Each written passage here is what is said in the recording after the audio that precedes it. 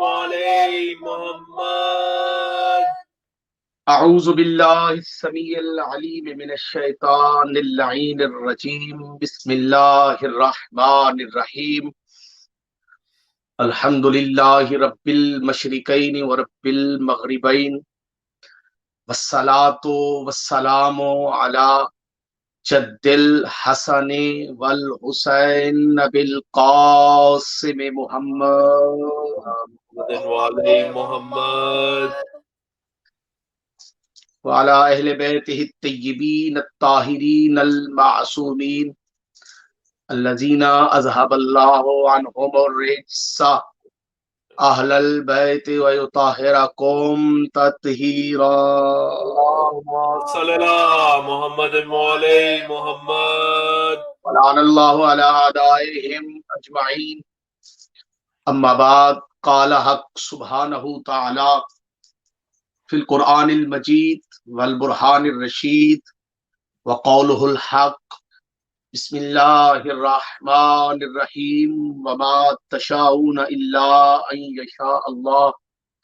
صدق اللہ مولانا العلی العظیم وصدق رسولہ النبی الکریم الامین. ونحن على ذلك لمن الشاہدین والشاکرین والحمد للہ رب العالمین.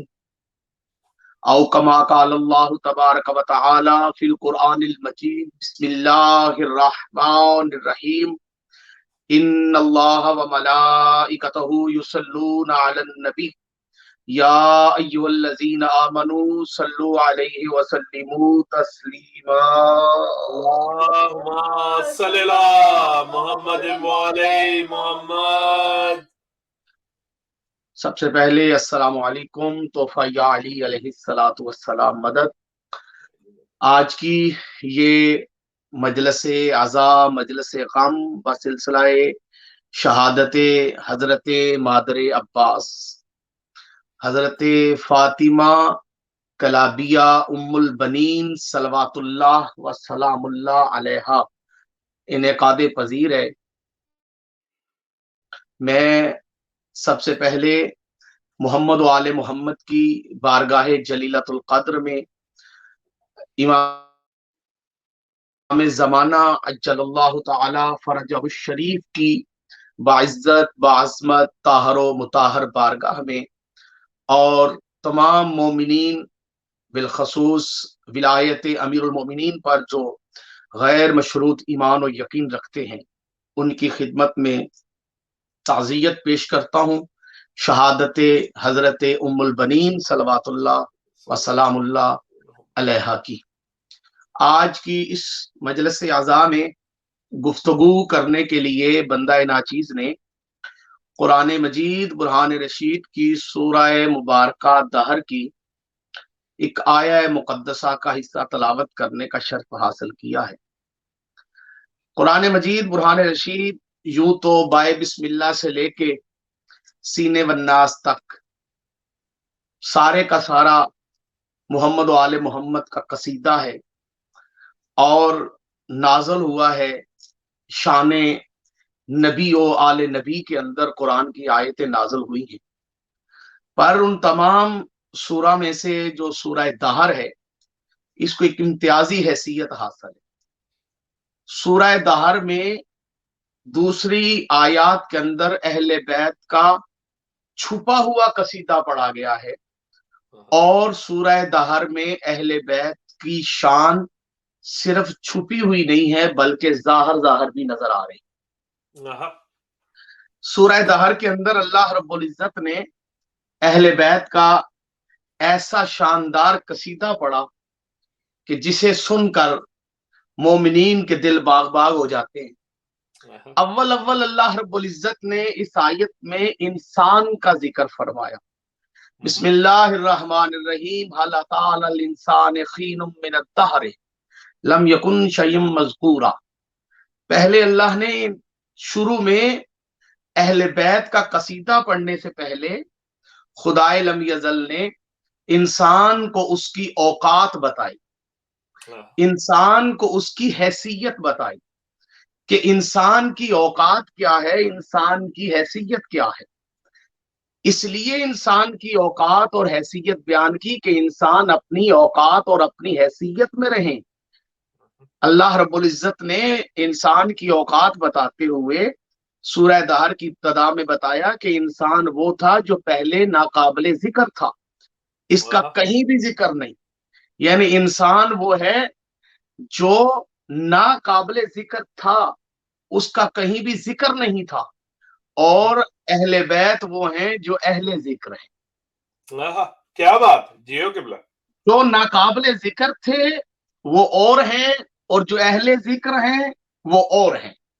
اللہ رب العزت نے کہا انسان تو علم تھوڑا سا پڑھ کے، تھوڑا سا علم سیکھ کر، کتابیں 4 پڑھ کے، قرآن حفظ کر کے، نبی کی احادیث پڑھ کے، اپنی عقل پہ اہل بیت کو مت پرکھ، اپنی عقل کے ترازو پہ اہل بیت کو مت تول، اہل بیت کی فضیلت کو فقط مان، ان کی فضیلت کیوں ہے، کیا ہے، کیسے ہے، اس بحث کی تجھے اجازت نہیں۔ ان کی حقیقت کو یا خدا جانتا ہے یا پھر مصطفیٰ جانتا ہے۔ سبحان اللہ، جیو قبلہ۔ اس لیے اللہ رب العزت نے اہل بیت کی فضیلت بیان کرنے سے پہلے، اہل بیت کی فضیلت کا اعلان کرنے سے پہلے، قصیدہ پڑھنے سے پہلے انسان کو اس کی حیثیت دکھائی، اس کی حیثیت بتلائی کہ انسان تو ناقابل ذکر تھا، تیرا کہیں ذکر ہی نہیں تھا، اور فضیلت ان کی سوچ رہا ہے، سوچتا اس علی کے بارے میں ہے جو اہل ذکر ہے، سوچتے ان اہل بیت کے بارے میں وہ جو اہل ذکر ہے۔ اللہ رب العزت نے قرآن مجید برہان رشید کے اندر اہل بیت کو اہل ذکر قرار دیا۔ کیا فرمایا؟ بسم اللہ الرحمن الرحیم، قرآن مجید برہان رشید کی واضح آیت ہے، فَاسْأَلُوا أَهْلَ الذِّكْرِ إِن كُنتُمْ لَا تَعْلَمُونَ، بس تم سوال کرو اہل ذکر سے اگر تم علم نہیں رکھتے۔ دیکھیں اس آیت میں اللہ رب العزت نے یہ نہیں فرمایا کہ تم اہل بیت سے قرآن کے بارے میں پوچھو، تم اس آیت میں نہیں فرمایا کہ اہل بیت سے پوچھنا چاہتے ہو تو حدیث کے بارے میں پوچھو، علم نحو پوچھو، علم صرف پوچھو، علم منطق پوچھو، علم فلسفہ پوچھو، نہیں، پابندی نہیں لگائی۔ فَاسْأَلُوا أَهْلَ الذِّكْرِ، سوال کرو۔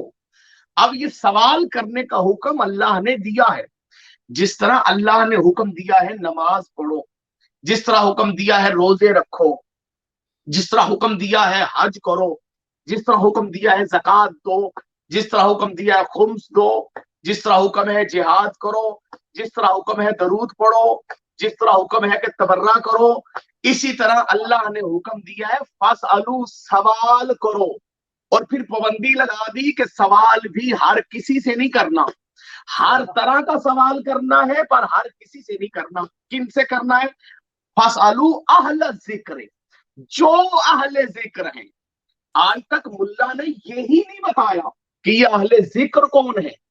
اگر ان سے پوچھا بھی جائے کہ اہل ذکر کون ہے تو کہتے ہیں ذکر سے مراد قرآن ہے، اور اہل ذکر سے مراد قرآن کے قاری ہیں، اہل ذکر سے مراد قرآن کے عالم ہے۔ ہرگز نہیں، اہل ذکر سے مراد نہ قاری قرآن ہے، اہل ذکر سے مراد نہ اس زمانے کے مولوی ہیں، اہل ذکر سے مراد نہ مفتی ہیں۔ قرآن میں جن اہل ذکر کا تذکرہ ہے ان کا تعارف وارث قرآن نے کروایا۔ چھٹے تائیدار سے پوچھا گیا مولا یہ اہل ذکر سے کون مراد ہے؟ مولا نے فرمایا اہل ذکر سے کوئی اور مراد نہیں، ہم ہیں اہل ذکر، ہم سے پوچھو جو تم پوچھنا چاہتے ہو۔ اللہم صلی اللہ محمد۔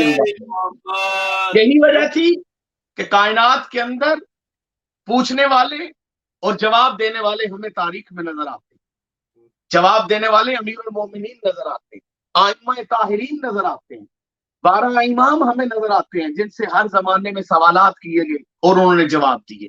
سوال وہی رہے، سائل بدلے تو جواب بھی بدلا، جتنے بھی سوال کیے گئے ان تمام کا جواب دیا گیا، امیر المومنین نے خود دیا، اور مولا کی اولاد بالخصوص ائمہ طاہرین سے ہر زمانے میں جو جو سوالات پوچھے گئے ان کے جواب دیے گئے، کیونکہ انسان کو حکم ہے کہ وہ سوال کرے، اور انسان کو حکم ہے کہ وہ سوال اہل ذکر سے کرے۔ اب جو سوال کرے उसे इंसान कहते हैं, और जो जवाब दे उसे इमाम कहते हैं। क्या बात है, नाराज या अली अली अली अली। इंसान को अल्लाह रब्बुल इज्जत ने उसकी हैसियत बताई सूरह दहर के अंदर। मैं वापस अपने उन्वान पे आता हूं, और उसकी हैसियत बताई, और उसी सूरह मुबारका के अंदर अल्लाह रब्बुल इज्जत ने जन्नत का तज़किरा किया। ये जो सूरह दहर है, मेरे सुनने और देखने वाले सामाईन, शियों के बच्चे बच्चे को पता है, गैर तशय्यो के उलमा को भी शायद नहीं पता। ये सूरह दहर जो नाज़िल हुई है, ये बतूल के घर से 15 रोटियां गई थी तो ये सूरत आई थी। क्या बात है, जियो किबला। सैयदा के घर से जो 15 रोटियां गई, आले मोहम्मद ने रोजा रखा, और रोजा रखने के बाद वो मन्नती रोजा था। उस रोजे को, पहला रोजा जब अफ्तार करने लगे तो दरवाजे पे यतीम बन के साइल आया, दूसरे दिन फकीर बन के आया, तीसरे दिन असीर बन के आया। ये दरवाजे के ऊपर साइल जो आए, ये साइल हकीकतन साइल नहीं था, ये मलाइका थे, ये जिब्रील अमीन थे, जो पहले दिन यतीम बन के, मसाकीन बन के, असीर बन के तशरीफ लाए, और 3 दिन रोटियां गई। 5 दिन 1 रोटी, दूसरे दिन 5 रोटियां, तीसरे दिन 5 रोटियां, 15 रोटियों के इव्ज अल्लाह रब्बुल इज्जत ने ये सूरह दहर नाज़िल फरमाया। जुमला सुनिएगा, इन 15 रोटियों में 3 रोटियां जनाबे फिजा की भी थी। हाँ जी, बेशक, क्या बात है किबला, क्या बात है, सुभान अल्लाह। जब रोटियां गई तो इन 3 रोटियां जनाबे फिजा की भी थी, और इसीलिए सूरह दहर के अंदर 3 मर्तबा लफ्ज फिजा आया। सुभान अल्लाह। ये देखिए, ये कैसा खूबसूरत पहलू है इस सूरत के अंदर, 3 मर्तबा लफ्ज फिजा आया है। फिजा कहते हैं चांदी को, अरबी में, जिसे हम उर्दू में चांदी कहते हैं, इसे अरबी में फिजा कहा जाता है। उसमें 3 मर्तबा जो लफ्ज फिजा आया है, वो एक मर्तबा ये चांदी के कंगनों का जिक्र आया है, एक मर्तबा चांदी के बर्तनों का जिक्र आया है, और एक मर्तबा चांदी के उन जाम का जिक्र आया जिनमें जाम पिलाया जाएगा। अब ये जो 3 मर्तबा बताया गया, तो बताया गया कि ये जो जन्नत के बर्तन हैं, ये जनाबे फिजा के हैं, ये फिजा के हैं, जन्नत के बर्तन फिजा के हैं, चांदी के हैं, और जनाबे फिजा का तज़किरा सूरह दहर के अंदर मौजूद है। याद रखिएगा, आज जिस बीबी की आज हम यहाँ शहादत मना रहे हैं, और जिस बीबी का हम तज़किरा कर रहे हैं, मैं उस बीबी का जिक्र करने के साथ साथ जनाबे फिजा का जिक्र कर रहा हूं, क्योंकि ये 2 बीबियां ऐसी हैं कायनात के अंदर, एक जनाबे हजरत उम्मुल बनीन सलवातुल्लाह व सलामुल्लाह अलैहा, और दूसरी जनाबे फिजा सलवातुल्लाह व सलामुल्लाह अलैहा। जनाबे फिजा कनीज थी, जनाबे उम्मुल बनीन माँ थी। देखिए, जो कनीज थी, आले मोहम्मद ने उसे माँ कहा, और जो माँ थी उसने सारी जिंदगी अपने आप को कनीज कहलवाया। क्या बात है किबला, ये कैसा इम्तियाज है और ये कैसी खूबसूरती है जनाबे हजरत उम्मुल बनीन सलवातुल्लाह व सलामुल्लाह अलैहा की। सलवात पढ़िए मोहम्मद व आले मोहम्मद।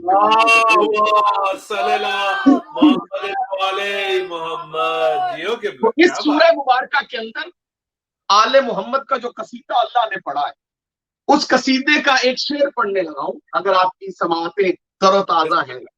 सुनिएगा, अल्लाह रब्बुल इज्जत आले मोहम्मद का कसीदा पढ़ते हुए फरमा रहे हैं, बिस्मिल्लाहिर्रहमानिर्रहीम, वमा तशाऊना इल्ला अन यशा अल्लाह। ये हरगिज नहीं चाहते कुछ भी मगर जो अल्लाह चाहता है। बेशक, यानी आले मोहम्मद की चाहत अल्लाह की चाहत है। आले मोहम्मद क्या चाहते हैं, ये अल्लाह चाहता है, यानी जो अल्लाह चाहता है वही आले मोहम्मद चाहते हैं। अब जुमला सुनिएगा, अल्लाह रब्बुल इज्जत ने इनकी चाहत को अपनी चाहत करार दिया, और अब अपनी चाहत को इनकी चाहत करार दिया, कि अगर ये चाहेंगे तो समझो ये नहीं चाह रहे, अल्लाह चाह रहा है, क्योंकि अल्लाह जो चाहता है वही ये चाहते हैं। अल्लाह रब्बुल इज्जत ने इनको अपनी चाहत का जीना करार दिया, اپنی چاہت کا معیار قرار دیا، اپنی چاہت کا آئینہ قرار دیا کہ دنیا والوں اگر تم یہ چاہتے ہو کہ تمہیں پتا چلے اللہ کیا چاہتا ہے تو پھر یہ دیکھو کہ یہ کیا کر رہے ہیں، ان کا عمل بتائے گا کہ جو یہ کر رہے ہیں یہ خود نہیں کر رہے بلکہ وہ چاہ رہا ہے تو یہ کر رہے ہیں۔ اگر وہ کسی سے راضی ہے تو انہیں دیکھو، یہ اگر اس سے راضی ہیں تو پھر اللہ اس سے راضی ہے، اگر وہ اللہ کسی سے ناراض ہے تو انہیں دیکھو، اگر یہ کسی سے ناراض ہیں تو سمجھو اللہ بھی ان سے ناراض ہے۔ اب زمانہ اگر کسی کو رضی اللہ تعالی عنہ کہنا چاہے تو پہلے آل محمد کے مزاج کو دیکھ لے، اگر بطول ان سے راضی ہے تو رضی اللہ کہہ لے، اگر بطول راضی نہیں ہے تو پھر اللہ بھی ان سے راضی ہرگز نہیں۔ کیا بات ہے جیو قبلہ، دشمنان اہل بیت پر لعنت، دشمنان سیدہ پر لعنت۔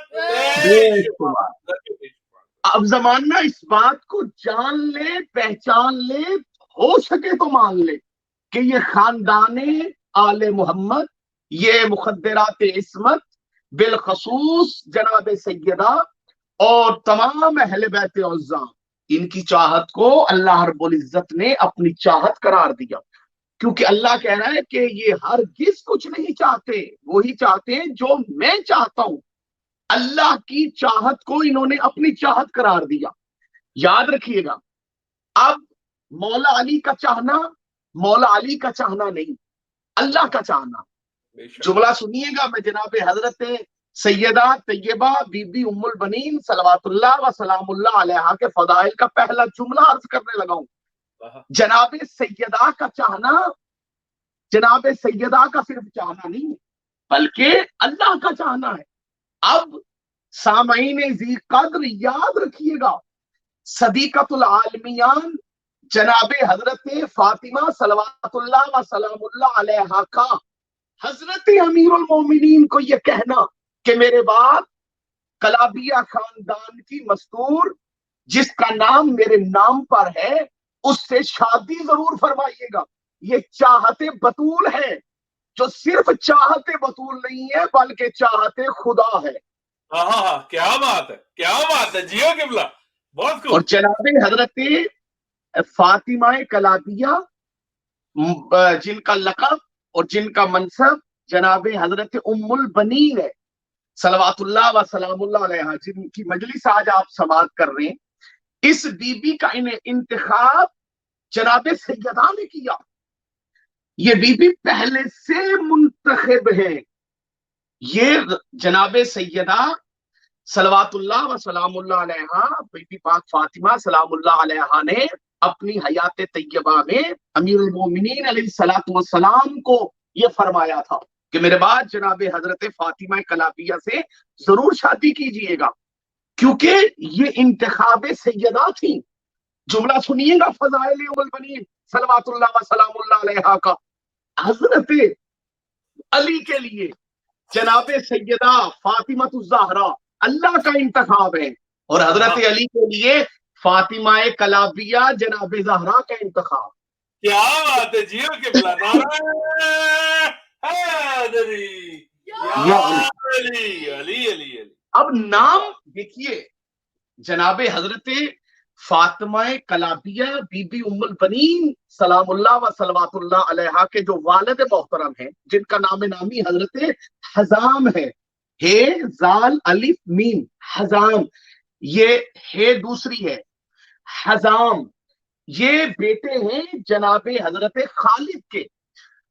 انہوں نے جب ان کے گود میں، ان کے گھر جب یہ دنیا میں تشریف لائیں جناب حضرت فاطمہ کلابیہ صلوات اللہ و سلام اللہ علیہا، 5 ہجری تھی اس وقت۔ انہوں نے یہ پہلے نمبر پہ تو میں اپنے سننے والا کو یہ بتا دوں کہ حضرت حزام کون ہے۔ حضرت حزام صحابی رسول ہیں، یہ نبی کریم علیہ السلام کے دست مبارک پر انہوں نے اعلان نبوت کیا کہ میں رسول اللہ کی نبوت پر ایمان لاتا ہوں۔ انہوں نے رسول اللہ کی دست مبارک پر اسلام قبول کیا حضرت حزام نے، اور یہ صحابیت کا شرف حاصل ہے۔ اور یہ وہ صحابی ہیں جو تادم مرگ ایمان پہ قائم رہے، جنہوں نے امیر المومنین سے غداری نہیں کی۔ سادہ لفظوں میں اپنے سننے والے یہ جو بچے بیٹھے ہیں انہیں بتا دوں کہ یہ وہ صحابی ہیں جو سقیفہ کے اندر ووٹ ڈالنے نہیں گئے تھے۔ کیا بات ہے جی قبلہ۔ یہ وفادار مصطفیٰ صحابی رسول حضرت حزام اور ان کی زوجہ حضرت ثمامہ، یہ بھی صحابیاں ہیں، یہ بھی نبی کریم علیہ الصلوۃ والسلام کی صحابیاں ہیں۔ اور حضرت بی بی ام البنین کی والدہ کو یہ شرف حاصل ہے کہ یہ جناب سیدہ کی خدمت میں حاضر ہوتی تھی، یہ رسول خدا صلی اللہ تعالی علیہ وآلہ وسلم کی خدمت عالیہ میں حاضر ہوتی تھی۔ حضرت حزام تشریف لاتے تھے رسول خدا کی خدمت میں، یعنی ماں بھی صحابیہ، باپ بھی صحابی رسول۔ اچھا، صرف صحابی رسول نہیں ہے، لطف کی بات یہ ہے کہ صحابی امیر المومنین بھی ہیں، سبحان اللہ، ماں بھی صحابی امیر المومنین اور باپ بھی صحابی امیر المومنین۔ تو 5 ہجری کو کائنات ارض و سما کے اندر یہ باعث شرف ساعت آئی کہ حضرت بی بی ام البنین نے جناب حضرت ثمامہ کی گود میں آنکھ کھولی، حضرت حزام نے اپنے ہاتھوں پہ اٹھایا۔ اب محبت اہل بیت دیکھیے، جناب ثمامہ نے پوچھا کہ آپ اس بیٹی کو کیا نام دیں گے؟ تو حضرت حزام نے فرمایا کہ کائنات کے اندر اس سے معتبر، اس سے بہتر، اس سے برکت والا، اس سے شرف والا اور اس سے اعلیٰ نام اور کوئی ہو سکتا ہی نہیں جو نام نبی نے اپنی بیٹی کا رکھا تھا۔ سبحان اللہ، سبحان فوری اللہ، طور پہ وہ سمجھ گئی، انہوں نے کہا ٹھیک ہے، آج کے بعد ہم اپنی بیٹی کو نام نامی اسم گرامی فاطمہ سے منسوب کرتے، تو تب بی بی کا نام فاطمہ رکھا گیا۔ 5 ہجری کو جناب حضرت ام البنین دنیا میں تشریف لائی۔ نام فاطمہ کی وجہ سے حضرت ام البنین کے گھر کے اندر، خاندان کے اندر بڑا ان کو معتبر اور بڑی عزت دی جاتی تھی، ان کو بڑا صاحب شرف سمجھا جاتا تھا۔ پھر حضرت فاطمہ صلوات اللہ و سلام اللہ علیہا کے نام کے احترام کو سامنے رکھتے ہوئے ماں نے ان کی تربیت کرنا شروع کی، اور تربیت بھی پھر اس انداز سے کی گئی کہ جناب حضرت ام البنین کی تربیت کے اندر 2 چیزیں تھیں۔ پہلی چیز ایک تو نام فاطمہ، اور دوسری چیز تھی خاندان کا ایک شجرا اور ایک شرف جو چلتا آ رہا تھا، کیونکہ یہ کوئی چھوٹا خاندان نہیں تھا۔ بی بی ام البنین جس خاندان سے تعلق رکھتی تھی، یعنی جو ان کے والد بزرگوار کا خاندان تھا، حضرت حزام کا جو خاندان تھا وہ خاندان بنو کلابیہ کہلاتا تھا۔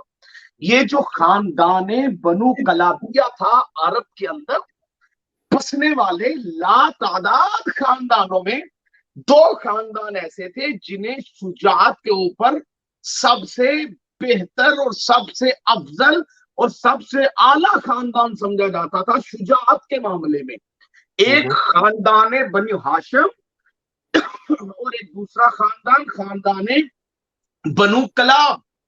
یہ خاندان بنو ہاشم اور خاندان بنو کلاب کے افراد اتنے جری اور اتنے بہادر ہوتے تھے کہ حضرت کلاب جن کے نام پہ یہ خاندان وجود میں آیا، بنو کلاب جن کی وجہ سے کہا جاتا تھا، جن کا نام حضرت کلاب تھا، ان کے نام نامی اسم گرامی کو عرب کے جنگجو اپنی تلوار کے دستے پہ لکھواتے تھے، اور وہ نشانی ہوتی تھی بہادری کی، جرت کی۔ اور میدان جنگ کے اندر جب بھی کوئی مر جاتا تھا، قتل ہو جاتا تھا، تو دوسرے آ کے اس کا مال لوٹتے تھے۔ اور تاریخ عرب گواہ ہے کہ کسی بھی جنگ میں مرنے والا زیادہ وہی ہوتا تھا جس کی تلوار پر جناب حضرت کلاب کا نام نہیں لکھا ہوتا۔ کیا بات! جناب حضرت کلاب جن سے قبیلہ بنو کلاب چلا ہے، وہ بڑے جنگجو اور بہادر تھے، اور یہ سارا خاندان، یہ حضرت ابو الفضل العباس علیہ الصلوۃ والسلام کا ننہال پڑھ رہا ہوں، ان کا نام کا خاندان پڑھ رہا ہوں۔ یہ حضرت عباس کے جو نانا پاک تھے جناب حضرت حزام علیہ الصلوۃ والسلام، ان کا باقاعدہ طور پہ پورے عرب و عجم کے اندر شہرا تھا، مشہوری تھی، انہیں بہادری کا ایک بہت بڑا معیار سمجھا جاتا تھا۔ خاندان بنو ہاشم اور خاندان بنو کلاب، یہ دو خاندان مشہور تھے شجاعت کے اندر۔ میں اپنے سننے والوں کو یہاں پہ یہ بات پوری ذمہ داری سے بتانا چاہتا ہوں کہ خاندان بنو کلاب صرف بہادری میں ہی مشہور نہیں تھا، بلکہ خاندان بنو کلاب وفاداری میں بھی مشہور تھا۔ کیا بات ہے، جیو جیو قبلہ، سبحان اللہ۔ جناب حضرت ام البنین کا جس خاندان سے تعلق ہے، اس خاندان کا تعلق شجاعت سے بھی ہے، اس خاندان کا تعلق وفاداری سے بھی ہے۔ سنیے گا جملہ، کائنات کا جملہ آپ کی خدمت میں پیش کر رہا ہوں۔ خاندان کا تعلق شجاعت سے بھی ہے اور خاندان کا تعلق جناب وفاداری سے بھی ہے۔ یہی وجہ ہے کہ جناب حضرت عباس علمدار علیہ السلام کو وفا کا پروردگار کہا جاتا ہے۔ کیا بات ہے، نعرہ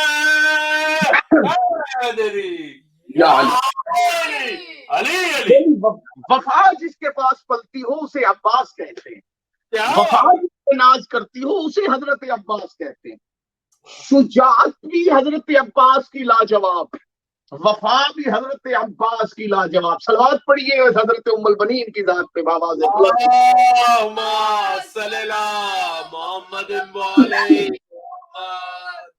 کیا بات ہے، کیا بات ہے، جیو قبلہ۔ اور حضرت ام البنین صلوات اللہ و سلام اللہ علیہا کے والد محترم حضرت حزام اور حضرت حزام کے والد حضرت خالد، یہ بہت عرب کے بہت بڑے جنگجو، بہت بڑے شجاعت اور بہت بڑے وفادار۔ آپ تاریخ عرب اٹھا کے دیکھیے، خاندانوں کی تاریخ لکھی ہوئی ہے کہ کس خاندان کے لوگ کیسے تھے، کس خاندان کے لوگ لوٹنے والے تھے، کس خاندان کے لوگ جنگوں سے بھاگنے والے تھے۔ لیکن خاندان بنو کلابیہ کی تاریخ اٹھا کے دیکھیے، وفا میں مشہور، کہ جس سے تعلق ہے وفا کی حد کر دیتے ہیں۔ شجاعت میں مشہور، کبھی میدان سے نہیں بھاگے، لڑتے ہیں شہید ہو جاتے ہیں پر میدان سے نہیں بھاگتے۔ اور جب بی بی کی تربیت، ایک تو جناب حضرت سیدہ کے نام کی وجہ سے اور دوسرا اس خاندانی کے شرف و بزرگی کی وجہ سے، جناب حضرت سمامہ صلوات اللہ و سلام اللہ علیہا جو کہ بیٹی ہیں حضرت سہیل کی، انہوں نے اپنی بیٹی کی تربیت شروع کر دی۔ اب یہ تربیت حضرت سمامہ کا اثر اور جناب ام البنین کی تربیت ہو رہی ہے، نام فاطمہ، تربیت چلتی گئی چلتی گئی چلتی گئی۔ آخر کار جب رسول خدا صلی اللہ علیہ وآلہ وسلم نے اس دنیا سے ظاہری طور پہ پردہ فرمایا، امیر المومنین علیہ السلام کا حق خلافت غصب کیا گیا، دروازہ بطول پر دہشت گردی ہوئی، اس وقت کے یہ تمام واقعات گزرتے گئے اور جناب سیدہ پھر اس دنیا سے رخصت ہوئی۔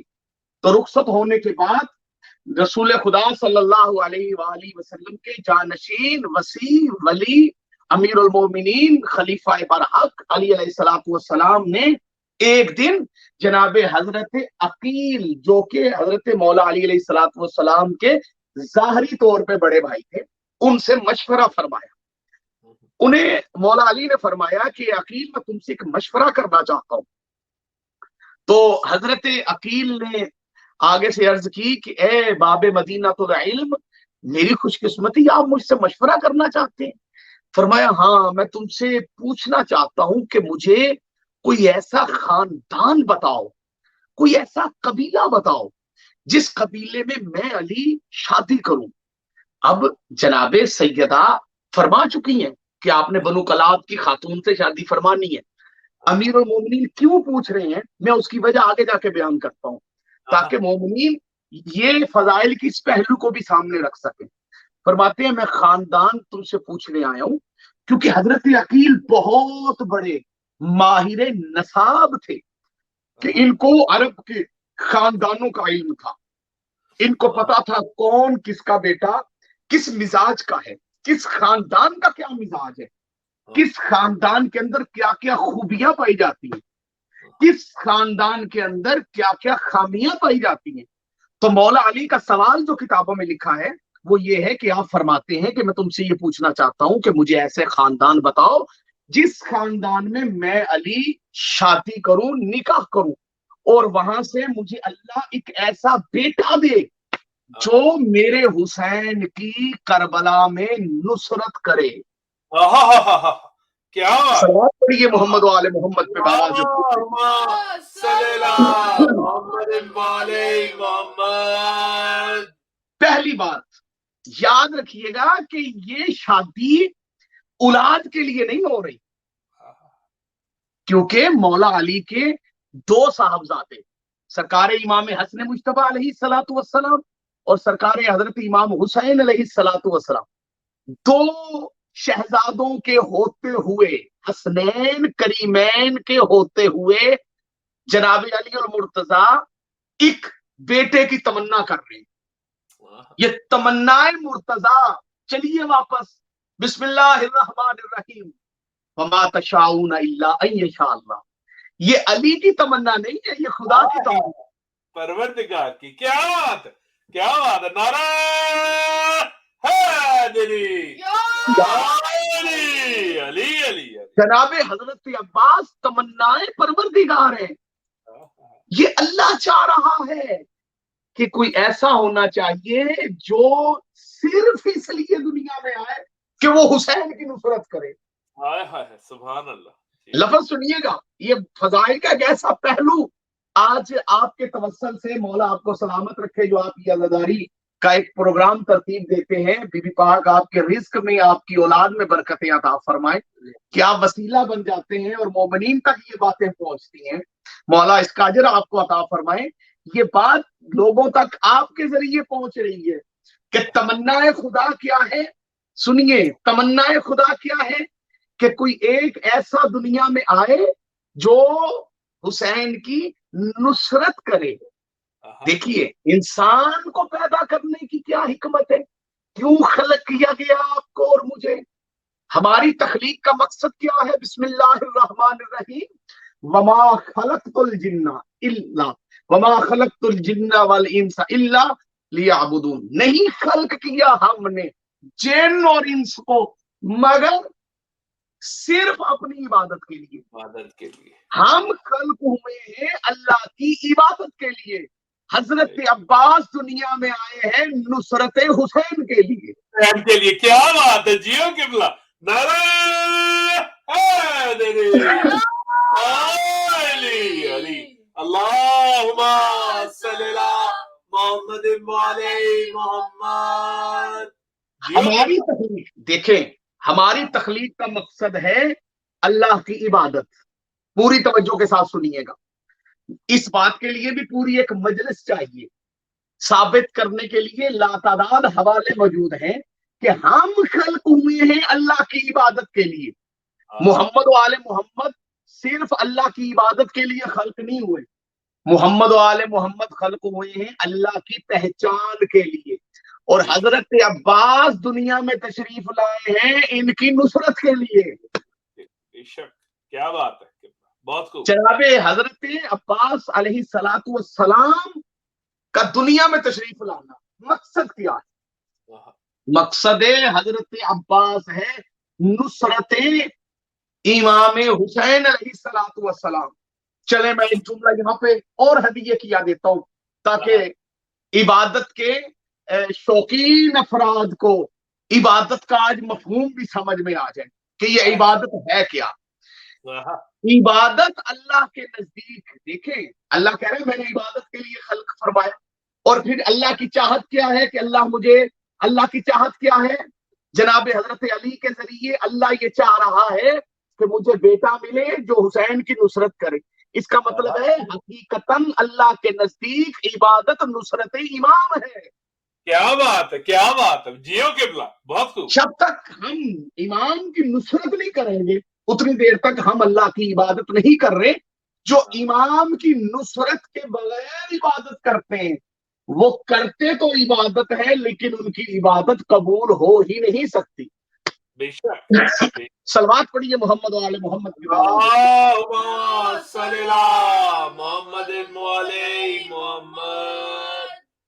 اب جناب حضرت امیر المومنین نے جناب حضرت عقیل سے فرمایا، کیا فرمایا؟ تو مجھے بتاؤ، اب مجھے آپ بتائیے کہ جو باب مدینہ پہ علم ہو، جو ہونے کو ہونے سے پہلے جانتے ہو، جو کائنات کا سب سے بڑا عالم ہو، وہ علی نہیں جانتا کہ کون سا خاندان ہے، میں کس خاندان میں شادی کروں؟ اور بالخصوص جناب سیدہ فرما گئی ہوں، تو پھر پوچھنے کے اندر کیا حکمت ہے؟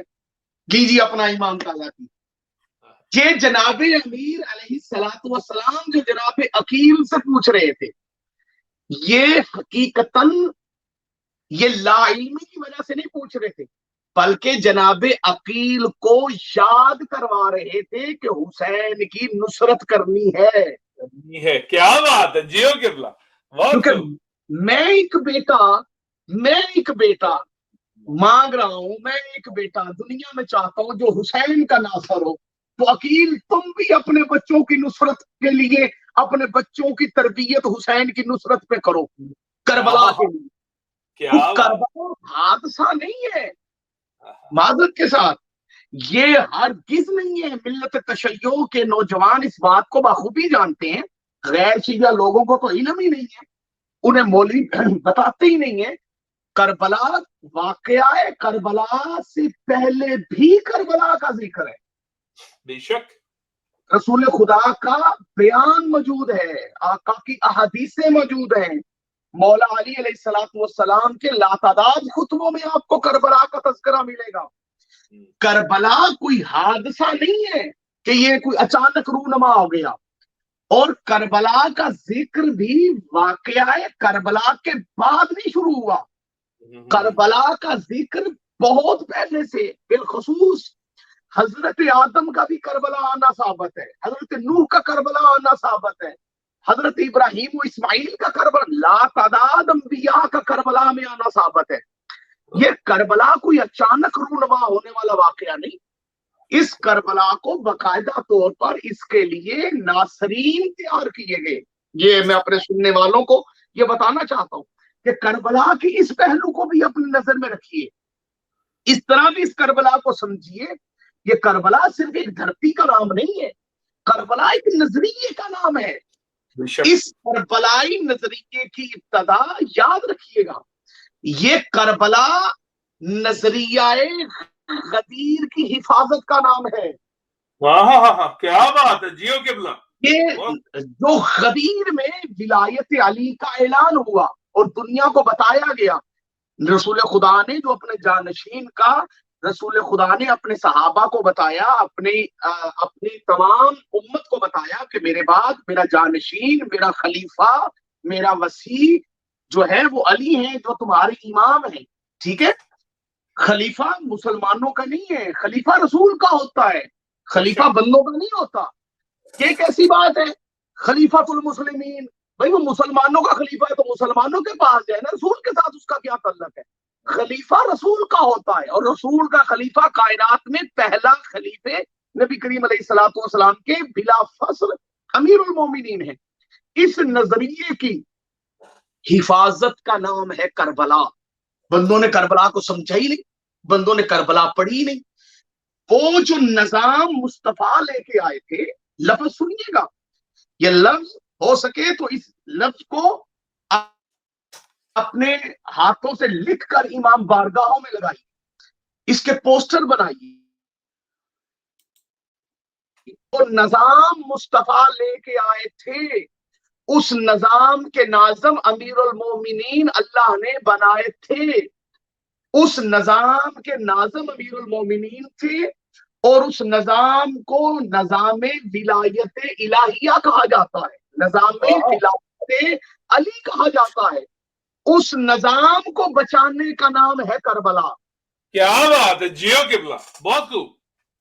وہ نظام کو بچانے کا نام ہے کربلا. اس نظام کے خلاف پہلی جنگ برپا ہوئی مدینے کے اندر، بے شک. اور جنہوں نے جنگ کی وہ سقیفہ بنو سعدہ میں اکٹھے ہوئے. وہ پہلا لشکر جو نظام مصطفیٰ کے، آج بڑا مولوی شور ڈالتا ہے نظام مصطفیٰ، نظام مصطفیٰ. بھائی ہم بھی نظام مصطفیٰ کے قائل ہیں، نظام مصطفیٰ وہ قبول ہے جس کا ناظم علی ہے. کیا بات ہے، کیا بات ہے، جیو جس قبلہ. کا ناظم علی، بندوں نے علی کو ناظم نہیں بنایا نظام مصطفیٰ کا، اللہ نے بنایا، مصطفیٰ نے بتایا. یاد رکھیے گا، اس نظام کو بچانے کا نام ہے کربلا. اب اس نظام کے خلاف جہاں جنگ ہوگی وہی کربلا ہوگی، چاہے وہ جنگ مدینے میں ہو چاہے وہ جنگ عراق میں ہو. کیا بات ہے، جیو قبلہ. نعرہ حیدری، یا علی، چاہے وہ جنگ شام میں ہو چاہے وہ جنگ کوفے میں ہو. کربلا کی جنگ کیا ہے؟ کربلا کی جنگ رکی نہیں، کربلا جاری ہے. کیوں کربلا جاری؟ جب تک نظام ولایت علی کی مخالفت ہوتی رہے گی، وہ کسی بھی صورت میں ہو، چاہے وہ نظام جمہوریت کی صورت میں ہو چاہے وہ کسی اور نظام کی صورت میں ہو، جب جب علی کی ولایت کو دبایا جائے گا، زبانی جمع خرچ نہیں، حقیقتاً جو افراد اس نظام کی حمایت میں، جو نظام اللہ نے اپنے نبی کے ذریعے بھیجا تھا اور اس نظام کا نام ہے ولایت علی، اس کو بچانے کے لیے جو افراد اس نظام کو بچانے کے لیے میدان عمل میں اترتے رہیں گے وہی کربلائی کہلانے کا حق رکھتے ہوں. کیا بات ہے، جیو قبلہ. ورنہ کربلائی کوئی کربلا میں رہنے سے تھوڑا ہوتا ہے کہ میں کربلا میں رہوں تو میں کربلائی ہوں. بھائی کربلائی اسے کہا جائے گا جو نظام ولایت علی کا محافظ ہو، محافظ ہوگا. کیا بات، جیو قبلہ. وہ پورا ایک نظام ہے جس کو نظام، اس کے اوپر انشاءاللہ زندگی رہی تو پورا اشرا پڑھا جا سکتا ہے کہ نظام الہیہ اور ولایت علی. صلوات پڑھیے محمد و آل محمد.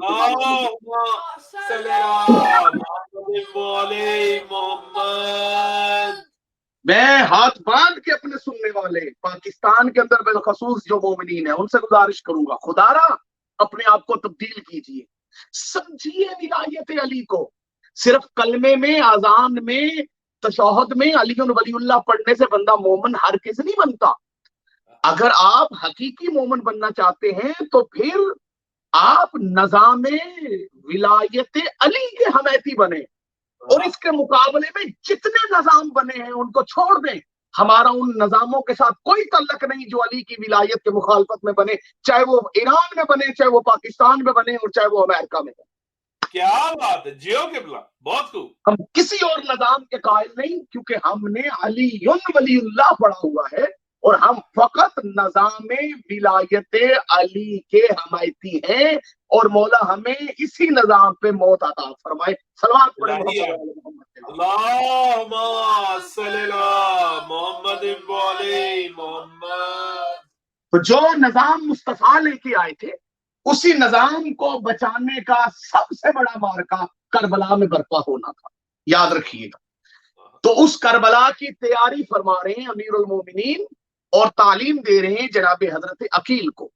یہ جو پوچھا جا رہا ہے، دیکھیے پوچھا جا رہا ہے کہ مجھے کوئی خاندان بتاؤ، مجھے کوئی ایسا قبیلہ بتاؤ جس میں میں علی شادی کروں اور پھر اس میں سے اللہ مجھے ایک بیٹا عطا کرے جو میرے حسین کا ناصر اور مددگار ہو. اب خود صاحب علم نام ہی علی کا ہے، علی کا ہے، علم نام ہی علی کا ہے. علم جہاں سے خیرات لیتا ہے اسے دروازہ حیدر کرار کہتے ہیں. باب مدینۃ العلم علی ہے. وہ سوال ہی نہیں جس سوال کا جواب علی نے نہ دیا ہو. کائنات علی کے دروازے پہ آ کے پوچھتی ہے، اور جناب علی جناب عقیل سے ایسے کم علمی کی وجہ سے نہیں پوچھ رہے، انہیں بتایا جا رہا ہے کہ اے عقیل اپنے بچوں کو حسین کی نصرت کے لیے تیار کرو. یہی وجہ ہے ہمیں کربلا میں حضرت عقیل کی نسل نظر آتی ہے جنہوں نے اپنا سب کچھ حسین پہ قربان فرما دیا. جیو قبلہ. بہت خوب. کیوں؟ یہ تربیت ہے حضرت عقیل. صلوات پڑھے حضرت عقیل کی ذات. اللہم صلی علی محمد و علی محمد. چلے میں مختصر کیے دیتا ہوں. اب جناب حضرت علی المرتضیٰ نے جب جناب حضرت عقیل علیہ السلام سے یہ مشورہ فرمایا تو جناب حضرت عقیل فوری طور پر بول پڑے. فرمایا اے امیر المومنین، آپ خود جانتے ہیں کہ عرب کے اندر بنو کلاب کا خاندان شجاعت بہادری میں بہت ان کا معیار ہے اور دنیا شجاعت پہ انہیں جانتی ہے، تو وہ خاندان ہے، آپ اس میں شادی فرما لیں۔ اب حضرت امیر المومنین کو تو علم تھا، ساتھ بتا دیا، فرمایا اچھا پھر بھائی میری طرف سے تم اس خاندان میں رشتہ لے کر جاؤ۔ یہ چاہتے علی چاہتے خدا ہے، سبحان یہ ذہن میں رکھیے گا۔ اب اللہ۔ علی چاہ رہے ہیں کہ عقیل جائیں، جناب حضرت عقیل نے فرمایا جی بھیا میں ضرور جاؤں گا اور آپ کا رشتہ لے کے جاؤں گا، چونکہ ظاہری طور پہ حضرت عقیل جو تھے وہ سن میں، ایج میں، عمر میں حضرت امیر المومنین سے بڑے تھے، تو وہ بڑے بھائی ہونے کے ناطے اپنے ساتھ اپنے غلاموں کو لے کے جناب حضرت حزام کی طرف روانہ ہوئے، قبیلہ بنو کلاب کی طرف۔ عرب کا یہ دستور تھا کہ عرب کے خاندانوں کے اندر دو خاندان ایسے تھے جن کے پاس اگر کوئی مہمان آ جاتا تو وہ 3 دن تک اس کی خدمت کرتے، 3 دن کے بعد پوچھتے کہ بتائیے آپ کیوں تشریف لائے ہیں، اس سے پہلے وہ پوچھنا مناسب نہیں سمجھتے تھے۔ تو 3 دن حضرت عقیل جناب حضرت حزام بن خالد کے پاس مہمان رہے۔ تیسرے دن کھانا تناول فرمانے کے بعد حضرت عقیل کی زیارت کے لیے قبیلہ بنو کلاب کے دیگر افراد بھی جمع ہوئے اور انہوں نے حضرت عقیل علیہ السلام کی خدمت میں عرض کی کہ اے برادر مرتضیٰ، اے ابن ابو طالب، بتائیے آپ نے آج ہمارے پاس آنے کا یہ شرف کیسے بخشا؟ تو جناب حضرت عقیل گویا ہوئے، آپ نے فرمایا کہ دیکھیے ہم وہ ہیں کہ ہمارا تعلق خاندان بنو ہاشم سے ہے اور ہمیں یہ شرف حاصل ہے کہ اللہ رب العزت نے اپنے آخری نبی کو ہم میں مبعوث فرمایا ہے، وہ جو کتاب اللہ کو لے کے آئے ہیں اور اللہ کے دین کو جو کہ دین ابراہیمی ہے اس دین کو انہوں نے زندہ کیا ہے، اور خدا کا ہم شکر ادا کرتے ہیں۔ یہ جناب حضرت عقیل خطبہ ارشاد فرماتے خدا کا ہم شکر ادا کرتے ہیں کہ خاندان بنو ہاشم کو اللہ نے یہ شرف بخشا کہ اللہ نے اس میں نبوت رکھی اور دین رکھا جس دین کو دین اسلام کہا جاتا ہے، اور پھر میں شکر ادا کرتا ہوں اللہ کا جس نے ہمیں علی جیسا بھائی عطا کیا اور اس علی کے ذریعے سے اسلام مضبوط ہو گیا۔ کیا بات ہے، جیو قبلہ، بہت سبحان اللہ، اس علی کے ذریعے سے اسلام مضبوط ہو گیا۔ تو اے اہل بنو کلاب، میں تمہارے پاس آج اپنے بھائی امیر المومنین، خلیفۃ الرسول، وسیع الرسول علی ابن ابی طالب کا رشتہ لے کر آیا ہوں۔ سبحان اللہ، سبحان اتنا کہنا تھا کہ قبیلہ بنو کلاب کے بزرگوں کے چہرے خوشی سے عیاں ہو گئے اور سب ایک دوسرے کا چہرہ دیکھ رہے۔ کتاب کے الفاظ ہیں کہ ہر کسی کا دل کہہ رہا تھا کاش یہ شرف مجھے نصیب ہو، کاش یہ عظمت مجھے نصیب ہو جائے، کاش یہ فضیلت مجھے نصیب ہو جائے، کاش یہ فضیلت مجھے نصیب ہو جائے۔ ہر بندہ حسد کرنے لگا۔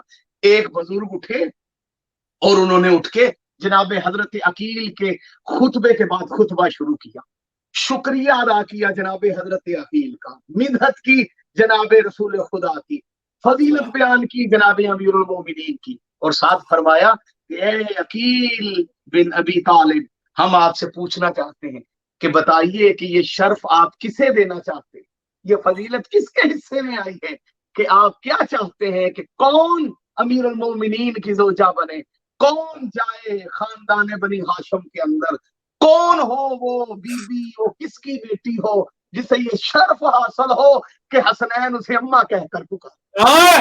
سبحان اللہ، نعرہ حیدری یا علی۔ علی جناب حضرت عقیل پھر اٹھ کے کھڑے ہوئے اور کھڑے ہو کے حضرت عقیل نے پھر اللہ کی حمد، رسول اللہ کی رسالت بیان فرمائی، امیر المومنین کا پھر قصیدہ پڑھا۔ اب محفل میں بار بار علی کے قصیدے پڑھے جا رہے ہیں، پڑھتے ہوئے جناب حضرت عقیل نے فرمایا میں آیا ہوں حضرت حزام کے پاس کہ ان کے گھر میں اللہ رب العزت نے ایک بیٹی عطا کی ہوئی. میں چاہتا ہوں کہ حضرت حزام جو ہے وہ اپنی بیٹی کا رشتہ میرے بھائی علی کے ساتھ کر. اتنا کہنا تھا کہ جتنے بنو کلاب کے بزرگ بیٹھے تھے سب کی زبانوں سے سبحان اللہ ماشاء اللہ کی صدائیں بلند ہوئی. اتنا کہنا تھا جناب حضرت حزام کی آنکھوں میں آنسو آ گئے. اٹھ کے کھڑے ہو کے کہتے ہیں اے عقیل میں جواب بعد میں دوں گا, پہلے 2 رکعت نماز شکرانیہ پڑھوں گا. سبحان اللہ جی ہو قبلہ. سب حاصل ہو رہا ہے کہ میری بیٹی علی کی زوجیت میں آئے گی, حسنین کے گھر جائے گی. میرے لیے شرف ہے, میرے خاندان کے لیے شرف ہے. جناب حضرت حزام بن خالد نے فوری طور پہ سجدہ شکر ادا کیا. سجدہ شکر ادا کر کے فرمایا کہ اے عقیل بن ابی طالب, شریعت کا حکم ہے کہ بیٹی سے اس کی مرضی پوچھی جاتی ہے. میں جاؤں گی, میں اندر جاؤں گا, اپنی بیٹی سے مرضی پوچھوں گا اور پھر آ کے آپ کو جواب دوں گا. جناب حضرت حزام جیسے ہی اندر تشریف لائے تو مصلی عبادت پہ تشریف فرما تھی جناب حضرت ثمامہ, اور ساتھ والے مصلی پہ تشریف فرما تھی جناب حضرت فاطمہ ام البنین بی بی مصلی پہ تشریف فرما تھی. باپ اندر آیا اور اندر آ کے خوشی کے مارے حضرت حزام نے مسکراتے ہوئے اپنی زوجہ سے کہا کہ آج قدرت ہم پہ مہربان ہو گئی ہے, آج اللہ نے ہم پہ کرم کر دیا ہے. علی کے بھائی عقیل تشریف فرما ہے اور ہماری بیٹی کا رشتہ ہم سے طلب کر رہے ہیں. تو حضرت ام البنین نے اس وقت فرمایا کہ بابا جان میں نے خواب دیکھا ہے, میں سوئی ہوئی تھی کہ میں نے خواب دیکھا کہ آسمان سے 3 ستارے اور ایک چاند زمین پہ اترا ہے اور وہ تینوں ستارے میری گود میں آ گئے ہیں اور چاند میری گود میں آ گیا ہے. تو پھر میں نے چاند کو اٹھا کے اپنے سینے کے ساتھ لگا لیا ہے. تو حضرت حزام نے مسکرا کے فرمایا بیٹی اللہ تجھے 4 بیٹے عطا کرے گا, 3 ستارے ہوں گے اور چوتھا وہ ہوگا جو قمر بنی ہاشم کہلائے. نعرہ حیدری علی علی علی. حضرت حزام درود پڑھتے ہوئے تشریف لائے اور جا کے حضرت عقیل علیہ السلام کی خدمت میں عرض کی کہ میری بیٹی اس رشتے کو قبول کرتی ہے, ہم قبول کرتے ہیں, ہمارے لیے شرف ہے, ہمارے لیے عزت ہے, ہمارے لیے فخر ہے. اور جناب عقیل وہاں سے تشریف لے گئے اور پھر 21 ہجری, یہ جو میں واقعہ سنا رہا ہوں مورخین, بعض مورخین نے 20 ہجری لکھا, بعض نے اس کی تاریخ 21 ہجری لکھی. 21 ہجری کے اندر 17 رجب کو حضرت امیر المومنین علیہ السلام کا عقد جناب حضرت ام البنین سلام اللہ و صلوات اللہ علیہ کے ساتھ ہوا. اور 17 رجب کو حضرت امیر المومنین منشائے سیدہ پہ عمل کرتے ہوئے, یعنی جو جناب سیدہ چاہتی تھی نہیں بلکہ میں لفظ بدل دوں, اللہ کی رضا پہ راضی ہوتے ہوئے, جو خدا چاہتا اس پہ چلتے ہوئے امیر المومنین جناب حضرت ام البنین کے گھر تشریف لے گئے اور باقاعدہ طور پہ نکاح ہوا. نکاح کا خطبہ حضرت عقیل نے پڑھا اور خطبہ حضرت عقیل نے پڑھا, ادھر سے خطبہ حضرت حزام نے پڑھا. نکاح کا خطبہ ختم ہوا, کھانا تناول ہوا, جناب امیر المومنین جناب ام البنین کو لے کے آئے. سنیے کسے کہتے ہیں ام البنین, کسے کہتے ہیں فاطمہ کلابیہ. تشریف لائیں اور دروازہ بنو ہاشم جو صحن بنو ہاشم کی حویلی کا مین دروازہ تھا, وہاں پر پہنچ کے حضرت ام البنین جیسے ہی محمل سے نیچے تشریف لائیں اور اتر کے جناب حضرت ام البنین نے دروازہ بنو ہاشم حویلی امیر المومنین دروازہ سیدہ پہ قدم بعد میں رکھا, چبی پہلے رکھی. کیا بات ہے جی ہو قبلہ, سبحان اللہ. سر پہلے رکھا, قدم بعد میں رکھا اور اس دہلیز کو چوما اور چومنے کے بعد اندر تشریف لائی. جب اندر تشریف لائی تو جناب حضرت ام البنین کا استقبال امیر المومنین کی بیٹیوں نے کیا. امام حسن اور امام حسین علیہ السلام اپنے کمروں میں تشریف فرما تھے. ظاہری طور پر جسم کے اندر تھوڑی سی نقاہت تھی, ظاہری طور پہ طبیعت ناساز تھی, کتابوں کے اندر موجود ہے. اور دونوں امام تشریف فرما تھے. جناب حضرت ام البنین اندر تشریف لے گئی, جناب امام حسن اور جناب امام حسین کو ملی, ان کے قدموں کا بوسہ دیا. جناب علی علیہ السلام کی صاحبزادیوں کو بلا کے فرمایا کہ میری آپ سے فقط ایک ہی گزارش ہے, میں امیر المومنین کی موجودگی میں فرمایا یا علی میں اس گھر میں اور کچھ نہیں چاہتی، میں صرف ایک بات چاہتی ہوں کہ میرا نام فاطمہ ہے، میں یہاں پر آپ کی زوجہ بن کے آئی ہوں، لیکن میں اس گھر میں آج کے بعد کنیز ہوں، میں حسنین کی نوکرانی ہوں، میں فاطمہ الزہرا صلوات اللہ وسلام اللہ علیہا کی بیٹیوں کی نوکری کروں گی، لیکن میری اپیل یہ ہے کہ آج کے بعد مجھے میرے نام فاطمہ سے کوئی نہ پکارے، مجھے فقط ام البنین کہا جائے، بچوں کی ماں، جس کا سادہ ترجمہ اور اصولی ترجمہ کہا جاتا ہے بچوں کی ماں، ام البنین۔ لیکن جناب سیدہ کی چاہت، جناب حضرت علی کی چاہت اور جناب خدا کی، رسول خدا صلی اللہ علیہ وآلہ وسلم کی بیٹی کی چاہت اور اللہ رب العزت کی منشا اور مرضی اور چاہت یہ تھی کہ ام البنین عقد سید السیین کی میں آئے، امیر المومنین میں آئے، اور جناب ام البنین کی چاہت تھی کہ مجھے میرے نام سے نہ پکارا جائے، مجھے کیا کہا جائے؟ ام البنین، بچوں کی ماں۔ اس کی وجہ کیا تھی؟ وجہ یہ تھی کہ جناب ام البنین نے جناب حضرت زینب سلام اللہ و صلوات اللہ علیہا کے سامنے کھڑے ہو کے عرض کی کہ اے پاک مرشد زادی، اے آقا زادی، اے رسول اللہ کی بیٹی، میں تیری خدمت میں یہ گزارش کرنا چاہتی ہوں کہ میں اس گھر میں کنیز ہوں اور کنیز بن کے رہوں گی، لیکن میں اپیل کروں گی کہ آپ نے مجھے ماں نہیں سمجھنا، کیونکہ آپ کی ماں فقط کائنات میں سیدہ، بے شک بے شک، آپ ساری زندگی اسی نظریے پہ جناب حضرت ام البنین کا پر قائم رہی، اور پھر حضرت ام البنین کی گود میں اللہ رب العزت نے 4 بیٹے عطا کیے۔ صلوات پڑھیے بی بی کی ذات پہ بابا، اللہم صلی علی محمد وعلی محمد۔ بہت خوب۔ پہلے بیٹے جو جناب حضرت ام البنین کو ملے وہ چاہت خدا ناصر حسین جناب حضرت ابو الفضل العباس علیہ الصلوۃ والسلام، وہ تشریف لائے۔ نعرہ حیدری یا علی علی علی۔ اس کے بعد یکے بعد دیگرے 3 صاحبزادے اور بی بی کو نصیب ہوئے۔ بی بی ام البنین 20 سال کا عرصہ جناب امیر المومنین علیہ الصلوۃ والسلام کی معیت میں گزرا، 20 سال کا عرصہ۔ 21 ہجری میں یا 20 ہجری میں آپ کی شادی ہوئی، 40 ہجری میں امیر المومنین کو شہید کیا گیا۔ سقیفہ بنو سعدہ میں جو قتل علی کی سازش تیار ہوئی تھی، وہ قتل کی وہ سازش کو پایا تکمیل تک پہنچایا گیا اور حضرت علی کو شہید کیا گیا سقیفہ بنو سعدہ کے ہی ماننے والوں نے۔ صلوات پڑھیے محمد والے محمد پہ بابا۔ اللہم صلی علی محمد وعلی محمد۔ حضرت عباس علیہ الصلوۃ والسلام کی جو تربیت ہے وہ جناب حضرت ام البنین نے فرمائی۔ اب تربیت اگر دیکھی جائے، کتابیں گواہ ہیں کہ ہمیں جناب حضرت ام البنین کی تربیت یہ نظر آتی ہے کہ اپنے بیٹے جناب عباس اور اپنے 3 بیٹے جناب حضرت جعفر، جناب حضرت عمران اور جناب حضرت عبداللہ، ان کی بھی تربیت جو کی ہے جناب حضرت ام البنین نے، وہ یوں نظر آتی ہے کہ حکم تھا جناب حضرت ام البنین کا کہ آپ نے حسنین کو اپنا بھائی نہیں کہنا اور اپنا بھائی بھی نہیں سمجھنا، آپ ان کے غلام ہو، آپ ان کے نوکر ہو۔ اس پہ تربیت کی گئی تھی جناب حضرت عباس کی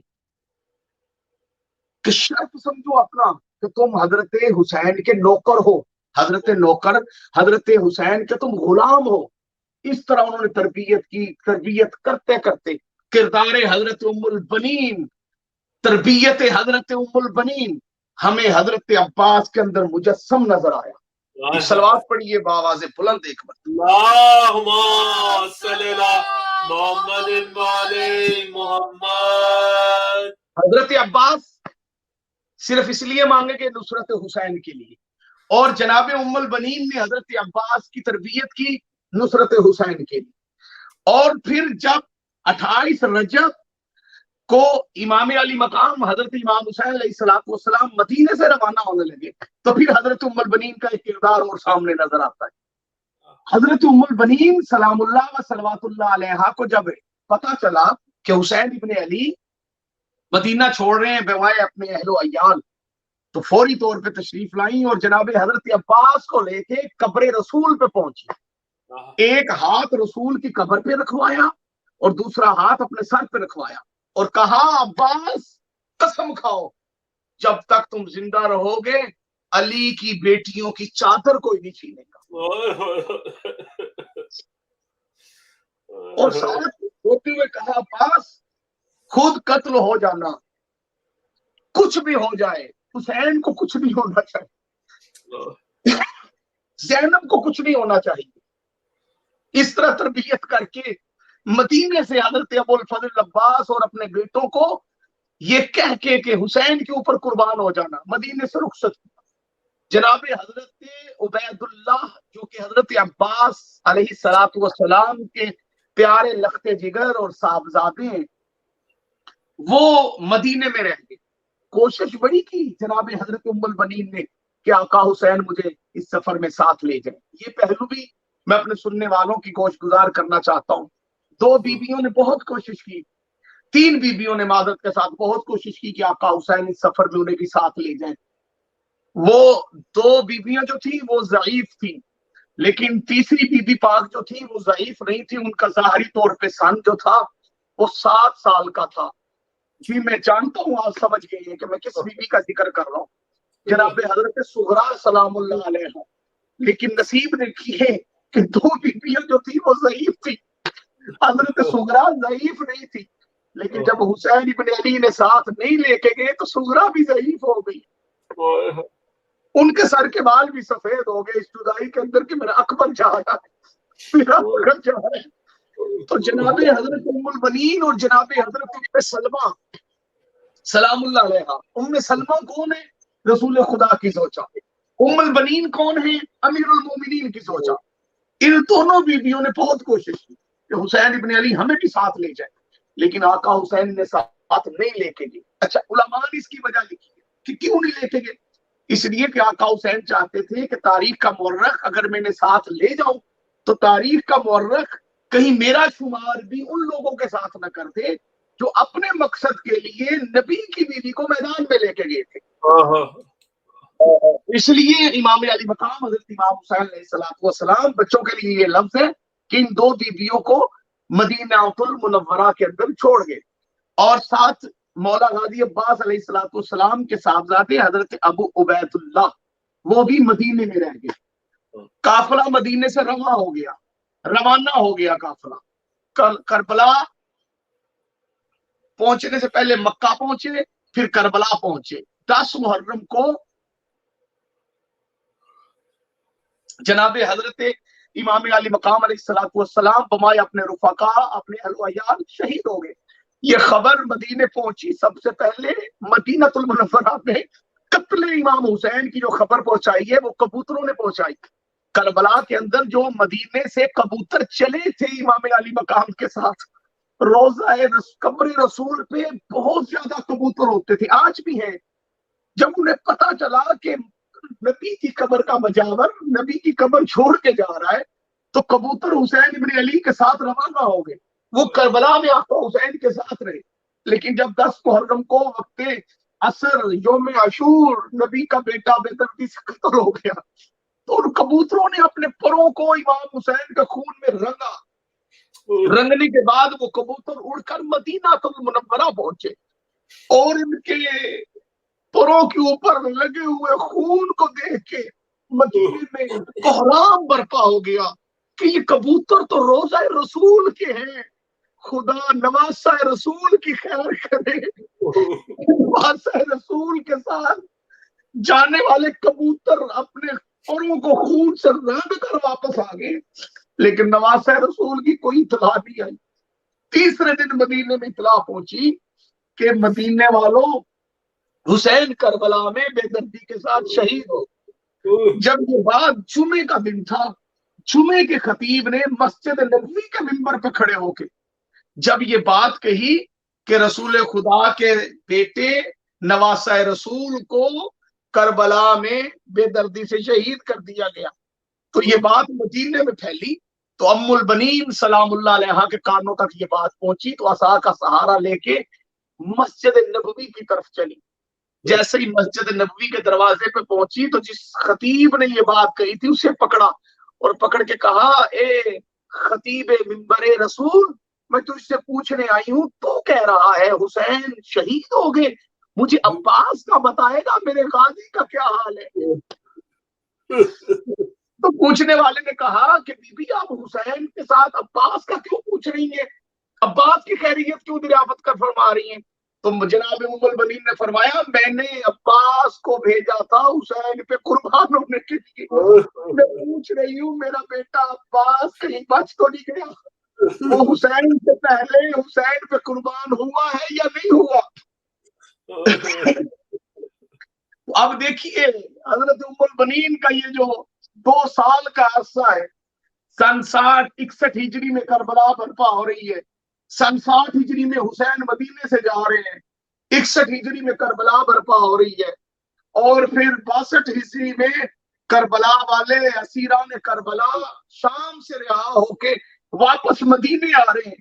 اب سوچئے کہ یہ عرصہ جناب حضرت ام البنین پہ کیسے گزرا ہوگا۔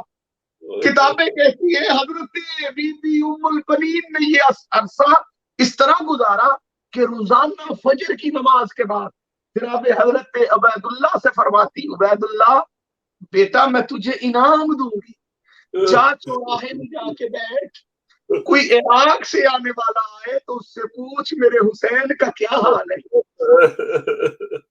اس سے پوچھ نبی ساتھیاں علی کی بیٹیاں تو شام کو نہیں چلی گئی، اس سے پوچھ کہیں کوفے والوں نے بے وفائی تو نہیں کر دی۔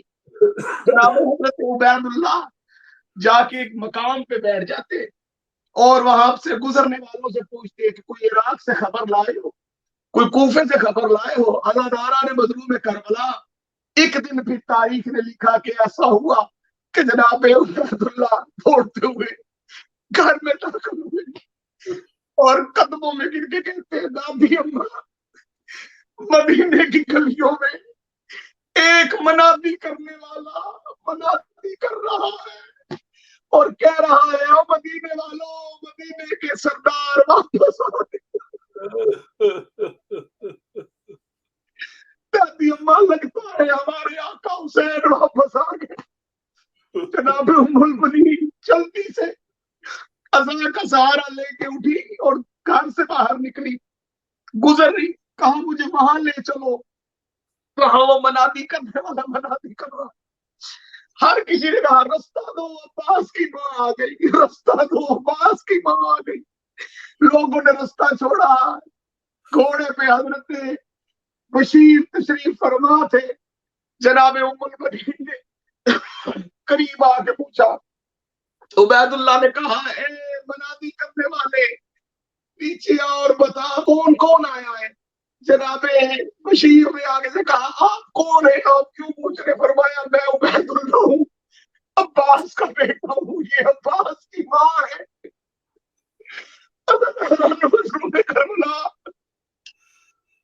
اس وقت بشیر جناب عبید اللہ کے قدموں میں گرا اور کہا، آقا حسین مدینے میں واپس تشریف نہیں لائے، کربلا میں شہید ہو گئے۔ تڑپ گئی ام البنین، رو کے کہا، ہے بشیر تو کہتا ہے حسین قتل ہو گئے، بتا عباس کہاں ہے؟ کہا عباس قتل ہو گئے۔ کہا بتا عباس کو مارنے والے کتنے تھے؟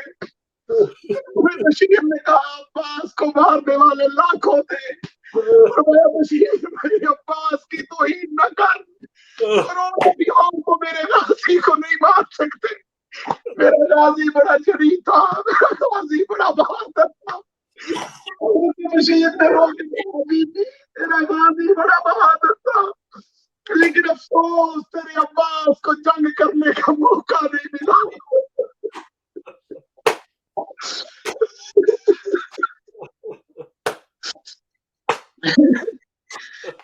مدینے کے لوگ جناب ام البنین کے قدموں سے لپٹ کر حضرت عباس کے قتل کا پرسہ دینے لگے.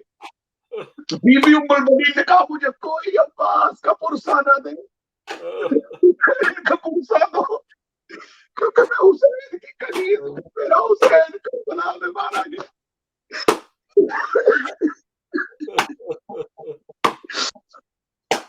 علی کی بیٹیاں اچڑ کر مدینے واپس آئی. خاندان بنو ہاشم کا دروازہ کھلا. بی بی ام المؤمنین علی کی بیٹی کے پاس آئی. پاس آ کے کہا ہے علی کی بیٹی میرے عباس سے راضی ہو. میرے عباس نے وفا نہیں, میرا عباس حسین سے پہلے شہید نہیں ہوا. علی کی بیٹی نے بی بی ام المؤمنین کو سینے سے لگایا, لگا کے کہا میں بھی عباس سے راضی ہوں, میری ماں زہرا بھی عباس سے راضی ہے. جناب ام المؤمنین مدینہ المنورہ میں روتی رہتی, حسین کا نوحہ پڑھتی رہتی, پڑھ پڑھ کے حسین کا نوحہ. آخر کار بی بی ام المؤمنین کے پڑے ہوئے حسین کے نوحے لوگوں کے دلوں پہ اثر کر رہے تھے. دل کہتے تھے حسین مظلوم مارے گئے, حسین قتل ہوئے, حسین کو بے دردی سے شہید کیا گیا. بی بی ام المؤمنین کے نوحے لوگوں کے دلوں پہ اثر کر رہے تھے. آخر سن 64 ہجری میں خدا لعنت کرے مروان کے اوپر, اسے پتا چلا کہ یہ عباس کی ماں ام المؤمنین نوحے پڑھتی ہے حسین کے. یہ حسین کی مظلومیت بیان کر کے لوگوں کے ایمان کو ابھارتی ہے. جناب ام المؤمنین کیا کرتی تھی؟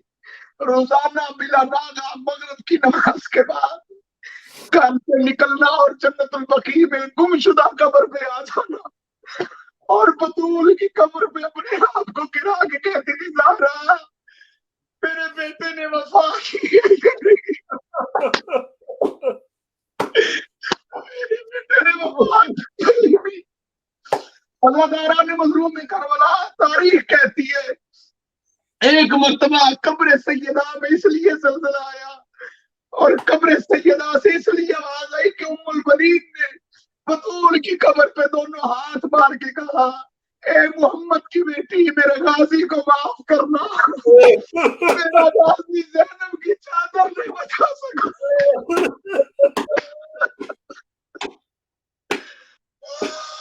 میرا غازی زینب کی چادر.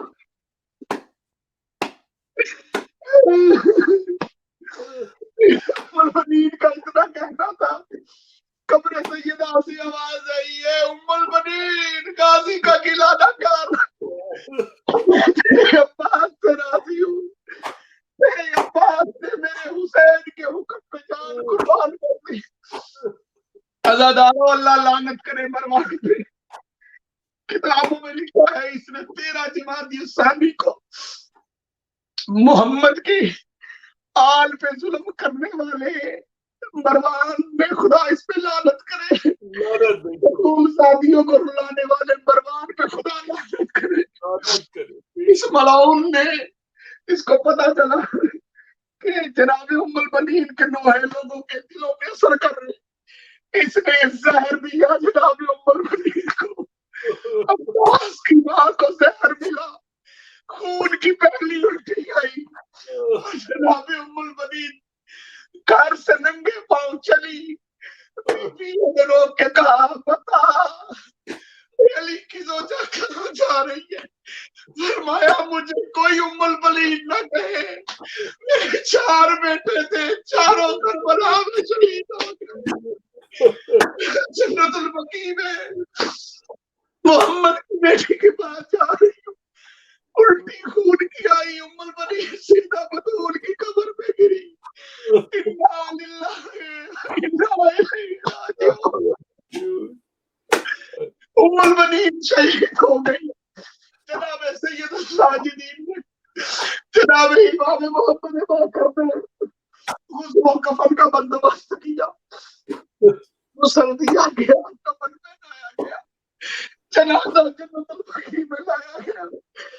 دوران گزروں میں کربلا روایت کہتی ہے کہ جنت البقیع کے اندر سید الصدیقین نے دیکھا ایک بی بی جس کے ہاتھ پسلیوں میں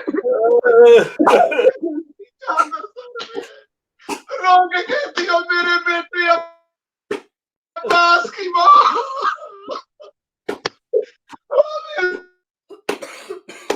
میرے بیٹے عباس کی ماں، ام المنین